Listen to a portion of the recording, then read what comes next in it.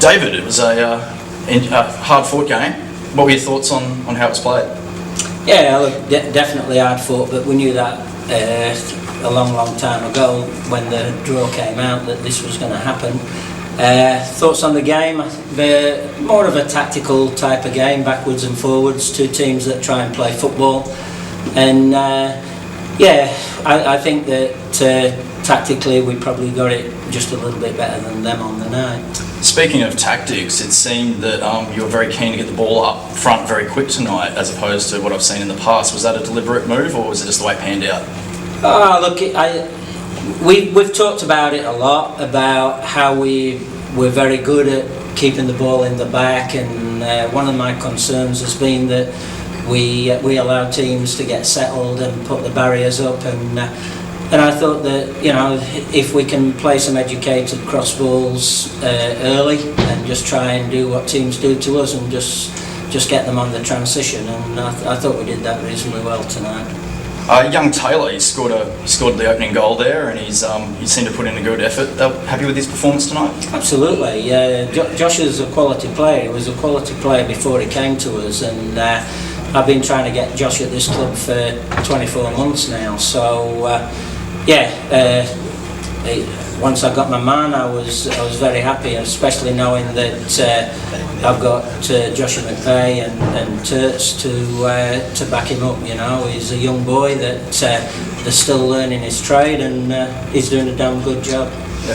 Graham, David Chambers tonight seemed to pull off some great saves. How would you rate his performance, and can you tell us a little bit about the knock he picked up at the end there?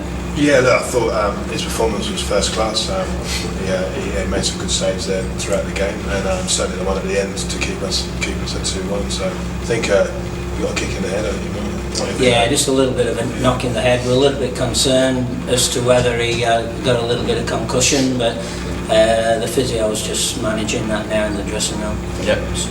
And you guys won the silver boot in the pre-season, and you've come out today, got the points. Do you think the pre-season build-up you guys went with was the right plan and along those lines? Yeah, look, I think our plan for pre-season was always aiming at this game. So to have won the game probably leads us down the path that we're satisfied with pre-season. I think you can always do a better job. But yeah, look, we're happy to get off to a good start. It's really important.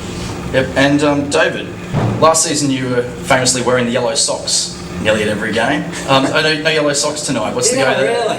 Is that true? Right. Do you care to explain where they went? Did you lose them in the washing machine? I think the boys have had a word with him about his fashion sense. Well, you really stumped me on that one, but it looks like black's the colour this year. Well, it seems to be working for you, so... Steve? To this question, I remember thinking at half-time that it's been a long time since I've seen strikers have to play so much of the game without the ball, and there were periods in the second half too. Are you happy with the way your players dug in?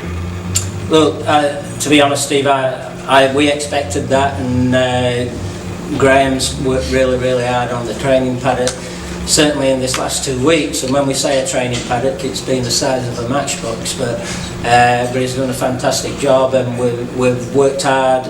It's certainly in the back line, bearing in mind that we did change the back line midstream, middle of last week, and I think that the boys have done a fantastic job. I think in midfield we probably haven't quite got it quite right yet, but if you ask them, I'm sure they'd say that we were fairly solid in our defensive ranks, so we're very happy. Graham, one for you, I suppose. I thought Corey Hooper was outstanding in his debut tonight. You brought him down with you from the minors. Vindicate your faith in him?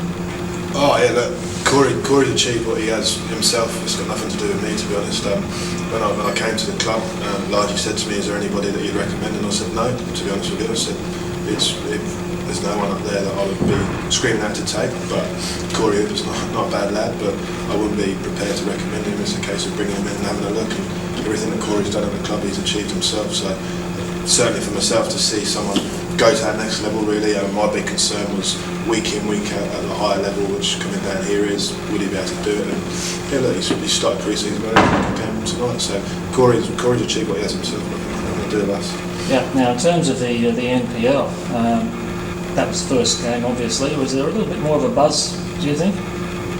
In terms of what, Steve? In terms of from the players? From the players and also from the supporters? I think that the game probably softened the whole thing because it was such a tactical game, and it was really a game of chess. I didn't see the excitement once the game got started, but in saying that, as a club, we're really excited about it, especially with our juniors and the way that we've had to very quickly learn how to put all that together. And then for the efforts that the boys have put in today, it's been a solid start for us. And tonight, I just felt that this was the icing on the cake for us. And so, yeah, we're excited. Even Graham and I, we're not really excitable people, but yeah, we're excited, and we probably just don't show it as much as others. And Graham, David just said maybe you haven't quite got the midfield right just yet. Shea Hughes playing a bit deeper to me, it seemed. Do you looking for his experience there? Do you see him playing there the whole season? Oh, look, Shea's a really important player for the club. Been here a while, as you know.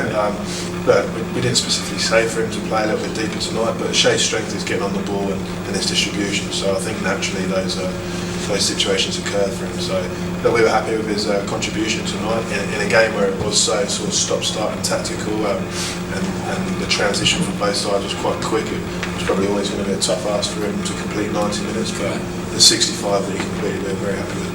Yeah. And Jonty Richter as well, he started the game and I thought he looked pretty good, and then you straight swapped him with Josh McVeigh. Yeah, look, Johnny's been sick for the week.